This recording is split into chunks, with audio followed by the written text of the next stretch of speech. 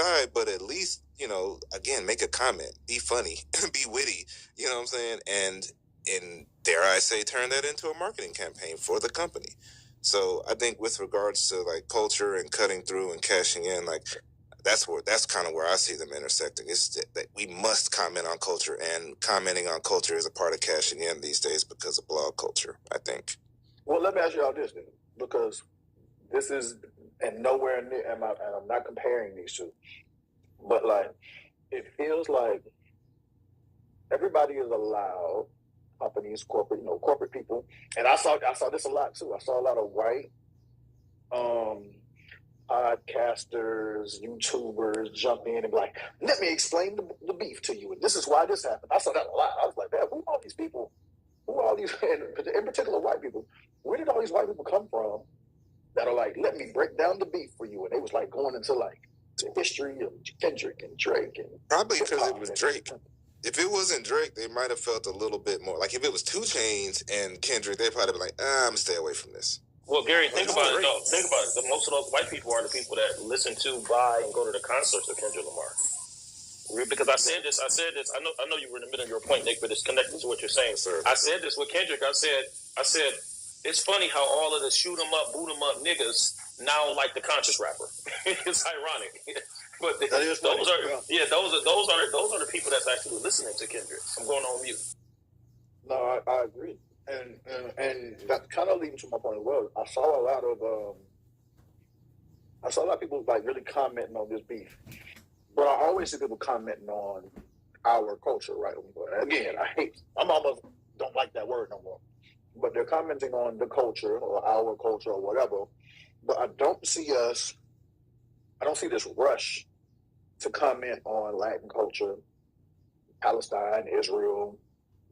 People don't really get into that shit. But when it comes to Black culture, hip hop culture, youth culture, whatever you want to call it, there seems to be a plethora of opinions with regards to what it is, who's invited, who's included, who's not included, who's not like us, who's part of, who's in the gang, who's invited to the cookout. That's a thing. So what does that do? I heard what you did there. That was a good one. Like, what do we do moving forward with that? Is that a good thing that that Black culture is so accessible and open to commentary and can be collaborated on or contributed to, or like what do y'all think about that? Because again, in keeping it in a marketing perspective, I didn't see no BBL Glizzy-esque type of post from anybody when it came to Israel and Palestine. When nobody like jumping in with some clever post to side up with somebody. And again, I'm not comparing the beef between Kendrick and Drake with a serious war going on overseas, but my point still stands. When things happen elsewhere, I don't see this kind of, maybe with Donald Trump, and I think that, with Trump and Biden or just Trump in general, you get a lot of jokes and quips and breakdowns and commentary, but I don't see that elsewhere. And maybe I just don't see it. I mean, what do y'all think?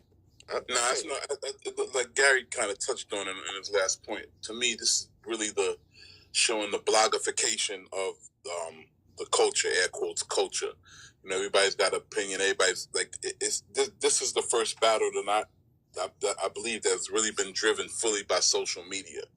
And so it's kind of become shade room issues. Like you said, everybody's got an opinion.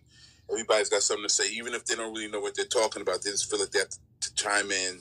And it's kind of weird because it's like I said, there's no gatekeepers now, so everybody gets to say whatever, even if it's purely false information, and gets to kind of stand on purely false information just to keep the conversation and the train going. It's weird to me. It's battles turned into something else. If I'm being observant in the perspective of culture, what I would say again is that typically every other culture is backed by a nationality. You know what I'm saying? Most of them, right? Most of the ones that we talk about, like different races or ethnicities of people. And so Black culture is a very young culture, and it's very fragmented and fractured, and there is no foundation that collects all of that together, and then we convene and decide what is and what isn't acceptable, right? So, and I think that's why you don't see anybody commenting on Israel or Palestine, because if somebody says the wrong thing, those nationalities, those people will collectively come together and correct you and be like, yo, let me put you in your place about, don't ever, like, you know, if don't ever put no BBL Glizzy up, Oscar Mayer, you won't sell another hot dog, right? Like, you won't be allowed, you literally won't be allowed to the cookout. We'll throw your hot dogs in the fucking river. You know what I'm saying? Like, so there are no arbiters of the culture. And so until we define who we are as a people, and that's I don't know how we're going to be able to do that in the United States of America, and then collectively create a culture where there is a code that we operate by, and then when people cross that code, there are repercussions to that code, right? There are consequences to what people do that violate our culture or not. It's always going to be a free-for-all where people are just going to pick and choose when they want to be part of Black culture and when they don't want to be part of Black culture. And that is going to be the problem until we do that, because you're not going to do that with a lot of other cultures. Even other cultures, if they do, it's a level of people trying to tap in and then be part of it. Like, you know, people tap in on Cinco de Mayo or, you know, St. Patrick's Day or whatever, but it's primarily, and those are even Americanized, bastardized. Like, I mean, especially, you know, Cinco de Mayo, like, they don't really rock it like that over there in Mexico the way that we do. But those are the cultures that I feel like, you know, again, we don't have a base. So we have to figure out, it's almost like somebody needs to sit down, like the Declaration of Independence and the Bill of Rights and all this kind of stuff, and write down, okay, what are we, who we are, you know, and then everything, we operate by that. But I don't know if we're ever going to be able to get to a place where we do that. Well, is hip-hop culture... Oh, go ahead. Everybody jumped in. Go ahead. I thought everybody was talking about people did get their pages like clipped for picking a side in that battle or in the war. Like Shaun King, who, you know, was definitely pro-Palestinian. He got his whole social media just taken away from him.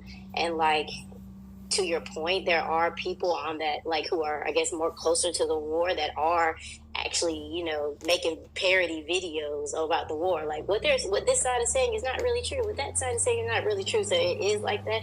I think it's just further away from here that, like, we don't get to see it as much.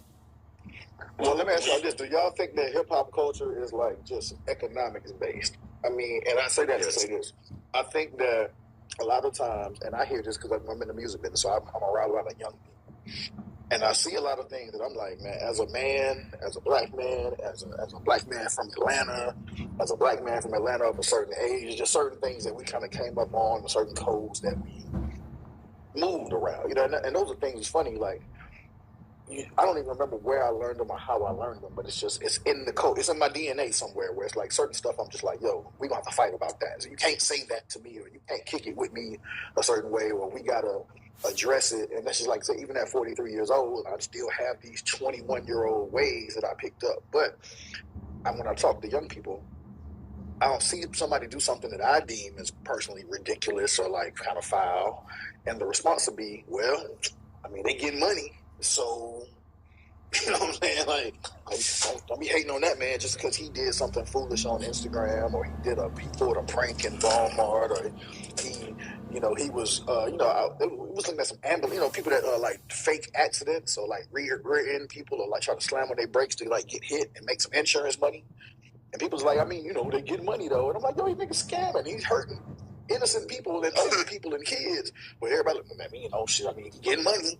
And I'm like, is that the line? And I mean, a lot. So are we? I think that's a part of American culture. Like, that's a part of capitalism. Like, America is built on capitalism, which capitalism stands on. It stands on top of people. It stands on top of those people's culture, so on and so forth. And capitalism doesn't require you to think hard or grow or have any wide view of context outside of your own bubble. And I think that's also a part of American culture. And hip-hop is a part of American culture just as so much as entertainment. I think entertainment is a part of America's culture as a by and large, because America, as far as I know, is the Vegas of the world. You know what I'm saying? So everything we have is entertainment based. Therefore, America feels more than worthy of commenting on it, taking ownership of it, dipping, dabbing in it, as opposed to world politics and world culture, which as Americans, we were pretty much told that we're the center of the universe and we don't have to think about other people's culture. We don't have to really learn other people's culture, learn their language or anything like that. So there's not that same base of comfort. Well, as much as we celebrate Cinco de Mayo, we don't just step on Hispanic people like that. We tear it up for a day, but after that, we don't just be like, you know what I'm saying? We don't just see niggas walking around in mariachi band outfits and just being caricatures of Hispanic people. We, like I said, don't get me wrong, we do it for a day. But after Cinco de Mayo, we look at people like, hey man, you know, that's a little too far now. You know what I'm saying? We don't do that, but it don't seem to be a too far when it comes to our culture. There's a saying that global culture is driven by American culture, and American culture is driven by hip hop culture, or black culture. And I added in, and black culture is driven by hip hop culture. So that saying, the first part of that saying came from my buddy Tristan Walker, and there's some truth to that. I think the delineation is that, and some people may think that war is a bit more serious and extreme, and they want to exercise a certain level of sensitivity before they actually talk on it. Now, it's still unfortunate because it could be something very serious with the black community and people still feel that they can actually speak on it. And that's really just residue of how black people have been treated in this particular country. In addition to, we're just a really big focus point. August Wilson has a talk on this, and he talks about how black people are the primary focus because we are a very visible set of people. We're a very visible set of people. It's hard to tell the difference between an Irishman and an Australian unless you're just really aficionado and studying features. But if you see them from a distance, they're just two white men. But we're a very visible culture, just as much as it's hard to tell the difference between a person from the African continent and somebody that may be a black American from Philly or Atlanta until they start speaking. So it's a very complex set of circumstances. But I would say this. I do think that we do have a base. And when I heard Third talking about nationality, I wanted him to go a bit deeper on that because I think it's more ethnic than it is nation, because America is our nation. The nationality, that even the people that's here fighting for those countries, they were born here in America. So they're like, I'm American fighting for my origin country, because that's where my family is actually from. So we do definitely have a nation, and America is black people. Like the historicity of America, no matter how much it's been changed, even something down to karate, like it comes from us. It's still the fabric and the origin of the DNA of this particular land is blackness. Now, as far as ethnicity, that's when it gets very complicated. I don't know Nick's ethnic background. Like Nick probably doesn't know my ethnic background, like my actual ethnic background. And that's when the cultural diversity happens. So I do think there's something there. When it gets over to the currency of it, the capitalism of that Gary talked about, I think 80% of this, maybe even 90% of this conversation resides in that, as far as where it gets confusing. But our culture is so fluid. We can make a language today, and it's going to take people another week to understand it. And in that week, we made another language. We've utilized English in a totally different capacity. So I think that will always exist with us, which makes it hard for anyone to ever just completely own it. But if we're focused on the music industry and the boxing industry, all these industries where we see Serena Williams, Floyd Mayweather, it's easy for us to say we don't have a grasp on the culture because we're measuring it by that particular small concentric circle. But our culture is very fluid. Somebody's somewhere on the east side of Philly making up some shit now that all of us in this room are going to have to take some time to learn. We'll just learn it faster than the white people. I'm going on mute. Hey, so look, I'm out of practice. My bad, Gary.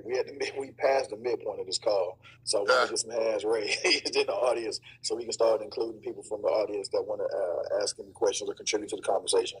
So raise your hand so Gary can bring you up. I know we're 8 minutes behind, but Isaac, I'm definitely gonna let you get it. And my people in the chat, I see the chat rolling, so please continue to hands up in the chat as well. But Isaac, go for it, because I really want to tap into like, okay, cool. Now that we've said all the things that we've said, now what? It's like culture-wise, and like I said, part of this call was about cashing in. So how do we cash in? do we want everybody else cashing in? Like, and I think what was really, I don't know if it was, maybe it was Noel. I can't remember who said it at the beginning of the call, but she was like, hey, like, we just did this whole thing where Kendrick is like, they not like us, and Drake shouldn't be allowed to do ...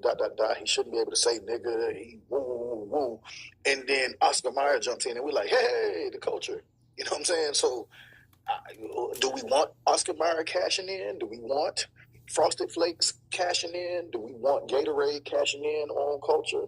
Or is this just what it is, and it's something we got to accept? Do we want to gatekeep and like? No. And if anybody's gonna cash in, how do we cash in? So go for it, Isaac. I'm just throwing those questions out for anybody that want to jump on. I'm gonna try to drive this home, and I hope everybody that's listening to this conversation takes my words as serious as I can make them. First, social media is changed humans, like it's changed human behavior to a way that has really given people that did not have a voice. So a lot of times when you hear, like, I'm going back to what you said, Nick, 'cause I was trying to remember everything you said about, like, oh, he get money, but he's scamming. That's because there's a wealth gap in this country. And so now that people that don't have money, they don't care if there's an opportunity for them to get money and talk about how to get money, they gonna get it because no one cared about them before. So by any means of how I get it, whether it's OnlyFans or pulling pranks or whatever it is, we're getting to this money because no one else was trying to tell me how to get to the money, right? No one cared about us like that sector of the conversation. Now, this part is extremely important. What we're talking about is the fact that every culture is rooted, or everything that Black culture is rooted in, there's also an infrastructure related to it. And so if the focus is not infrastructure, then we will never control anything. Because when I talk about who controls hip hop culture, who owns hip hop culture, whoever owns the infrastructure owns the culture. I don't care what nobody says. So if you are not a Kai, Roland, FL Studio, Techniques, Pioneer, Universal, Sony, whatever it is, whatever these fashion labels are, Nike, whatever they are, those are the people that actually own the culture. We give the ideas, we influence the culture, but the people that benefit from it are the people that own the infrastructure. So that's the same reason why I say, for me, social media, Black people and kids overwhelmingly influence and create culture.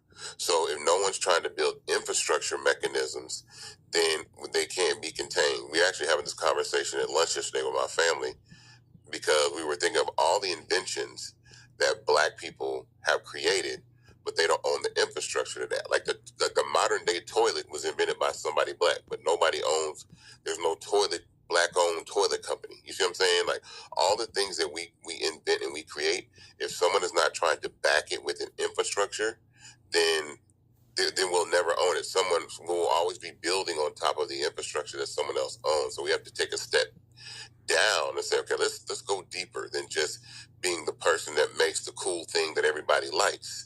Whether it is like a hot dog, if it's okay, cool. So if we invent these things, if we invent barbecue sauce, or where we invent luxury car culture, or whatever it is, I think we have to create the mechanism to build infrastructures. And so that is the part that once we start building infrastructures, once we get to that level, the wealth in this world, especially for Black people, will change immensely. It'll change in years, in decades, like very, very quickly when people own that infrastructure. So again, that's why I say for fan base, it's like, okay, we need people to own the infrastructure of social media.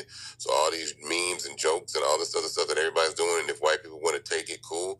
But on the back end, the shareholders and the people that actually have equity in the whole business, and the people that actually can monetize it, are people that look like us, because they can take those funds and then build other infrastructure. So I can take whatever fan base becomes and says, you know what, I'm going to start at airline. I'm going to start up like Richard Branson started Virgin.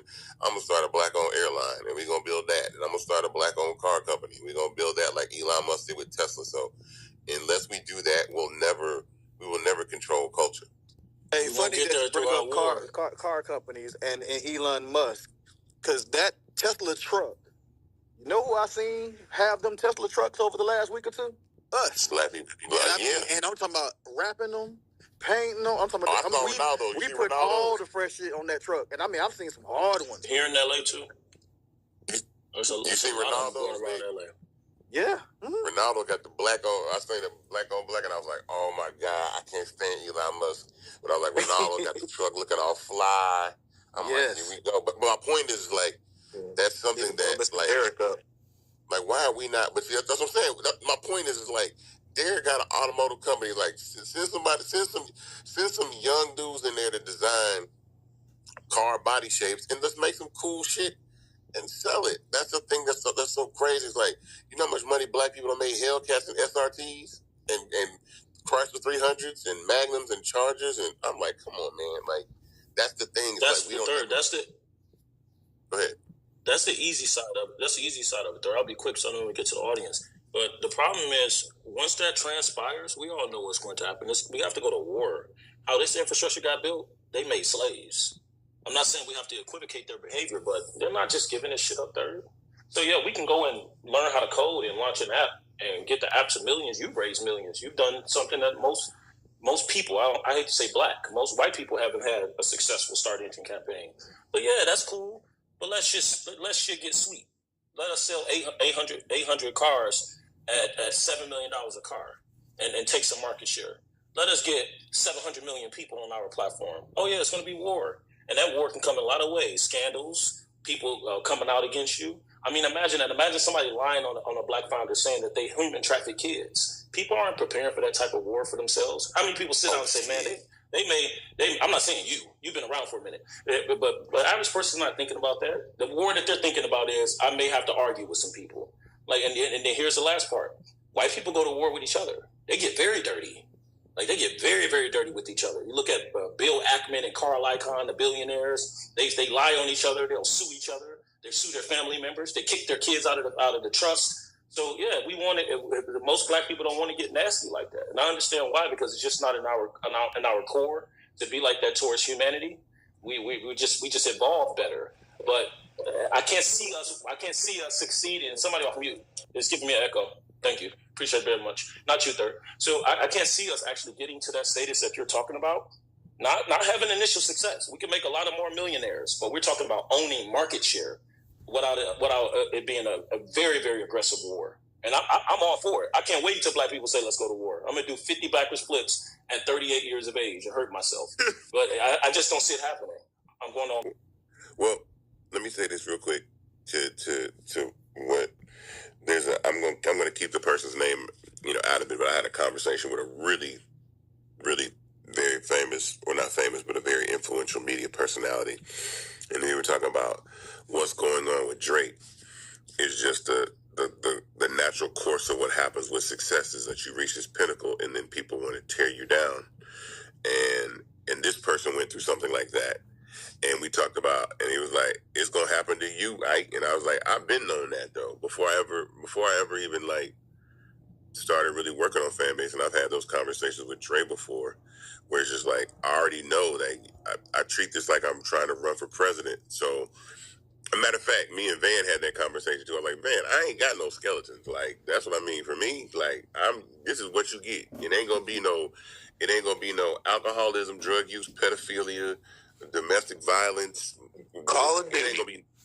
It's it. At the end of the day, it's like, oh man, yeah, you might catch me on Call of Duty getting called the N-word, a bunch of times. But I understand that's how, when you're building something like this, how people are going to try to find angles to tear it down and knock you down so that they can take what you have and do that. And so we've seen it happen. So I tell anybody like that, if you're trying to build something, it's the same thing like this. I'll say quickly with Metro. It's like Metro should have deleted his Twitter, 7, 8.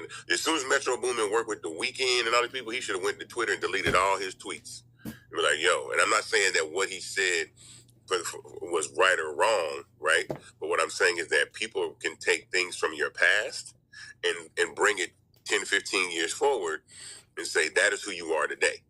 You know what I'm saying? And I always say, you're a combination of the person you are today and the person you are every other day leading up till now. And you're average of those two people. So if you were on some domestic violence, talking pedal type stuff, that's still going to be taken into consideration as you move forward through life. So the best thing to do is to kind of, live, be careful about what you say, because you might not even mean the shit you're saying, but people are going to take those words and run with it, and you're going to get in trouble down the line. Especially if you build something big, people will be like, oh, remember that time you said, though, that these hoes is bitches? And they're like, uh-oh, you don't like women. Uh-oh, uh-oh, there you go. And then that's the thing. And then before you know it, they try to tear you down. Hey, Gary, I see a few people up on stage that you brought up. We want to hear stuff? All right, brothers. So we got 10 minutes left in the call. So first we got Greg Weeks. Where are you calling from, Weeks? And then after that, we got Nino Black. Welcome to the stage. What up, y'all? I'm calling from DC. Can you hear me okay? DC can hear you. All right, cool. I was thinking about the great points you guys said. And so one, I've been working on understanding marketing more and branding. And somebody said that branding is picking a fight. And when he said that, basically you have to be the anti of what brands already exist, things that already exist. So as far as us taking in a large stake and making our footprint on the industry and on the world and on the culture of the world, because we know that we do go in action, we have to understand that if there are people that already do things or will do things that are comparable or the same exact thing that we're doing, for as far as Coca-Cola is the number one, was the number one cola, or the first colas. When 7-Up came in, they became the Uncola, which is a direct stance to separate themselves away from Coca-Cola. And that's stories like that. So you hear about big brands that become first to market. There may be something that we can find in the future that will allow us to become first to market in some other way, or at least the first owned version of something. Because when you are the first to market, oftentimes you are able to position yourself to take the largest part of the market share. When you look at your Ubers, your Q-Tip, you look at Nike, right? Some of these different brands, Nike was one of the better running shoes, but they were late to the basketball department. If you look at the movie Air, so you have to find different ways to separate yourself. They were the first person to give one player a signature shoe. And so when you start to do different things like that, you're able to take your own stake in the market and get the larger market share. And last thing, Isaac just made a great point, orchestrating. I was talking to somebody about the FAMU debacle that just happened with the check over last couple of weeks ago. Some big fake donation that just happened. And somebody asked me, how do we get together a team of, with Avengers, right? People that actually are like-minded, that really do want to move culture forward, hold people accountable in the way that we need to team up and formulate some type of standard or code that we can move by. And so that would be damn near the Robinson effect, where we would take everything like Isaac, cleaning the social media, picking people who have a relatively clean background, or the cleanest we can get. It don't have to be perfect, but just taking real actionable steps that we can create a force field around the movement that's naturally be attacked, because there are professional cornballs that literally bring up outdated shit to attack you in real time. So those are just some things I like to think about. And like I said, that marketing and branding, making sure that we understand how we're going to stand and look, and how those people are going to come inevitably. Those are some of the things that we can think about when it comes to taking advantage of the market and creating a real infrastructure for us controlling the culture, not only just contributing to it. I'll land there. All right. I appreciate that. With the goddamn Malcolm X icon on it, it makes perfect sense. We appreciate that, Weeks. Nino Black, welcome to the stage. Where are you calling from? What would you like to add to the conversation? Hey, what's going on, man? I'm from Nashville, Tennessee. What's up, Isaac? What's up, everybody? I was going to be real quick because, to be honest, I thought about something, and I didn't even raise my hand, but you must know what I was thinking about need to be heard, so I'm going to say it. To Isaac's point, I don't think cancel culture exists if Black women don't affirm it and agree to it. I think the world can say whatever they want about us, but it's not until Black women agree that we are what we become. So that's just something to think about. And if you want to argue with me about it, when you see a room open and I'm in it, just come in and argue with me. We can discuss it. But also, Binary Allen said the 4 Ds is what required. Our culture look for Jesus. You have to be perfect. Anything that we do in success, we're gonna find 10 things to attribute to it negative. So if Isaac tomorrow make $1 trillion, it's because he sold his soul. It's because he hang with Tyler Perry or him and Oprah. That's a fact. It's gonna be. It's gonna be a reason. It's absolutely nothing that we can do as a culture to be perfect. So I say, the hell with them, man, and stop focusing on just us as a people. If you want to win, focus on individualism, making each individual person that you meet every day. My big bro Terrell says it all the time. Each individual person that you meet, make them feel special, make them feel one-on-one, and they'll buy into you. And that's all I was gonna say. Yeah, for sure. Can I just throw something in there with regards to Black women being right? I just wanted to publicly acknowledge Tasha because we owe her and J. Cole an apology from the debate from 2 weeks ago. Like, everybody said J. Cole was soft, but Tasha was right. Thank you, Tasha. He knew to get out of the way. That was a smart man. Silly question, but I do want to ask y'all. I definitely want to see what the chat says. What is the dollar amount, just based on what Nino Black just said, what's the dollar amount before y'all do the he sold his soul thing? Is it $1 million? Is it 10 million? Is it 100 million? Like, what's the dollar amount that somebody gets to where you're like, oh, I mean, well, they definitely sold their soul to the devil? It's the fame, not the fortune. It's the fame, not the fortune, because people don't really focus on the dollar value. It's when they have 90 front covers of every magazine, when they at the top of the Forbes list, they're on Jimmy Fallon, Jimmy Kimmel, it's the fame that oftentimes, and again, I don't have any facts on this, it's just my summation. It's the fame that oftentimes drive people to saying, the TV Illuminati, YouTube more so Illuminati stuff. I'm going on mute. So I never heard nobody say Robert F. Smith sold his soul. So you think it's just because people don't know him? I mean, it's because in the way that your fame has wealth has power, but fame has influence. You know what I mean? So I think, and that's the thing is that when people see that you have the ability to move people because of your platform and because of your status, and then that is why people. I mean, like, I'm not trying to be funny, but there isn't a week that goes by that I see some video about how Jay-Z and Beyonce are part of the Illuminati because of the horses that she sits on her album covers, and The Rock, and I don't know, and Ice Spice throwing up the devil's pentagram. I'm like, God damn! It's just like, didn't nobody say this when this girl was rapping with the little fro?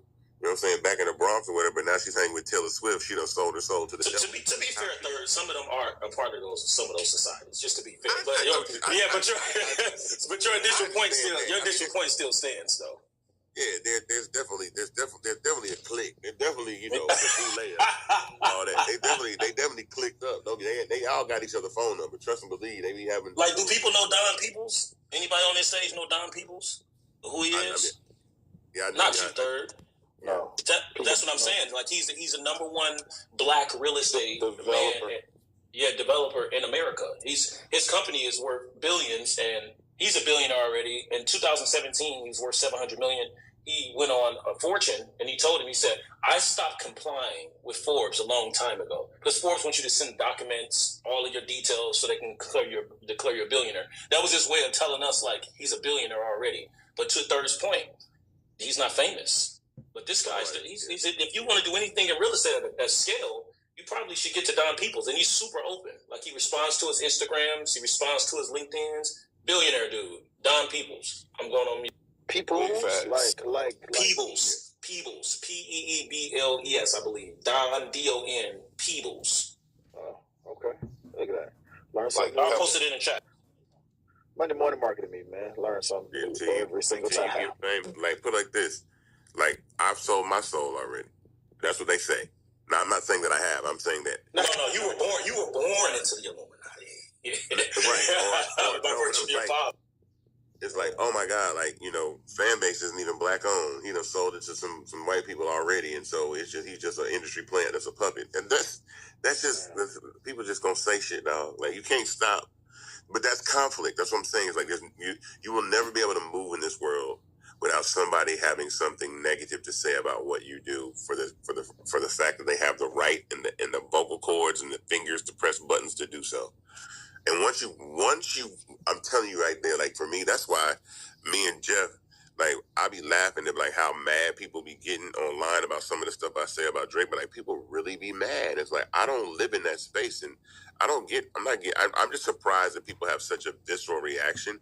But when you understand that people are always going to disagree with you no matter what you do, then you don't react or respond to the conflict.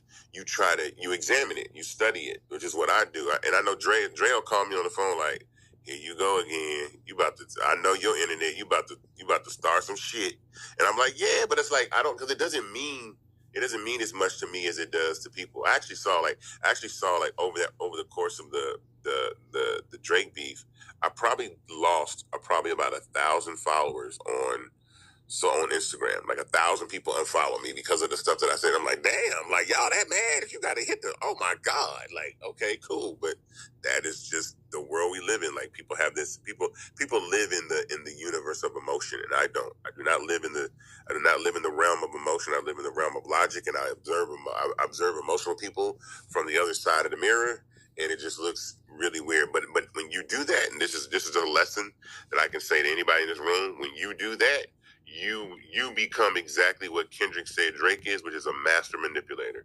You can manipulate people in any way. When you are logical and they are emotional, you can manipulate people in any way you want. You get people to do whatever you want them to do.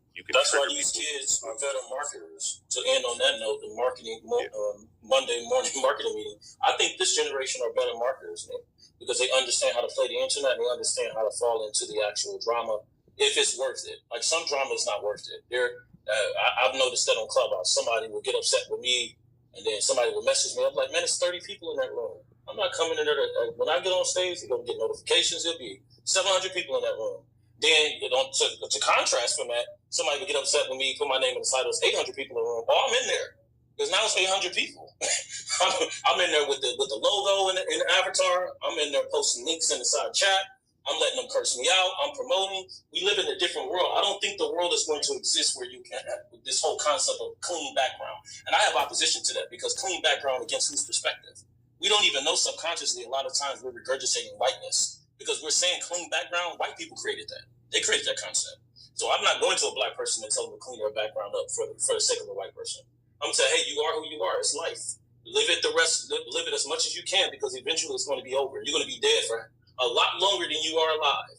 So this whole idea of even the background thing is foolish. These kids understand something differently. There's going to be a world where people almost know everything about you. So you have to do the Eminem and 8 Mile, the Cascade heuristic. Say it before they say it. Okay, so what? This happened to me. So what? This happened. So what? I said this. So what? I said, I'm human. I get the right to say it. Aren't you religious? Aren't you Jesus? Don't you forgive? Or am I finding contradiction in your statement? And that's what Trump does. And that's why it worked for him at scale. However much people hate him, he's really good at marketing and controlling people. We just live in a different dynamic. You have to literally lean into the controversy and control it. Control the controversy. If it's worth it, this 15, 16 people with no pull, you can't clout chase off of them, so don't give them your attention. But if you can clout chase off a person that's attempting to clout chase off of you, by all means, do it. I'm going on. Yeah. So look, we at the 11:02 mark. We're gonna go ahead and wrap this call up. I appreciate everybody that jumped on today. I really appreciate it. Like I said, I missed y'all last week, so it's cool to be back on and getting to hear these different perspectives. I missed that. That's a great way to start my week and just get you guys talking. And I hope you take these conversations and y'all take them into your workplace, take them into your friend groups, your chat groups, and your group chat, and just see what they think. I think we said a lot on this call with regards to culture, where the culture is headed. Like I said, I am still curious. Like I said, it sounds like we don't want everybody cashing in on the culture, but I think that we can be easily swayed and maneuvered and you know what I'm saying, and maneuvered, or manipulated in certain directions depending on who it is, who the messenger is, all of that stuff, man. So, I love having these type of conversations with y'all. Any of my people on the stage, anybody want to plug anything before we go? I want to give y'all an opportunity.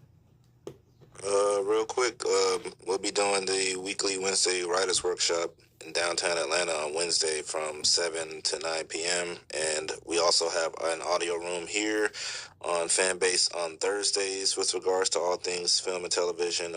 It's called the COA Workshops Audio Room, 7 to 8 on Thursday. Fire room. I appreciate that interview. It was fire.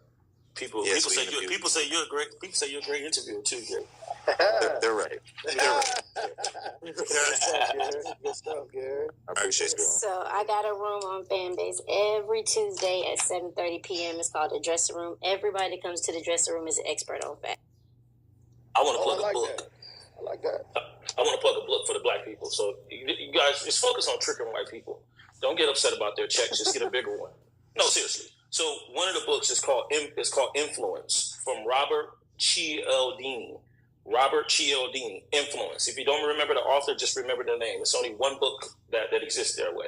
And then the 22 Immutable Laws of Marketing and the 22 Immutable Laws of Branding. Those 3 books, you'll know exactly how to trick white people because they're going to get a check. The idea is to get a larger check than them.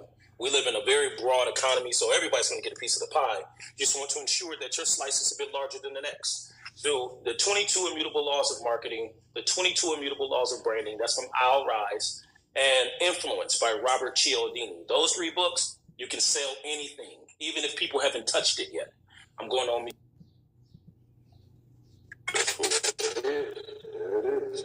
All right, cool, guys. Well, I appreciate y'all. We're going to jump off this call. I will see y'all next Monday. Love and respect to everybody. Make sure you, like I say, follow the campfire. If you tap on the campfire and follow the room. And join our camp if you haven't already. Tell a friend to tell a friend, and I will see y'all next Monday. Peace. Peace out. Appreciate you guys.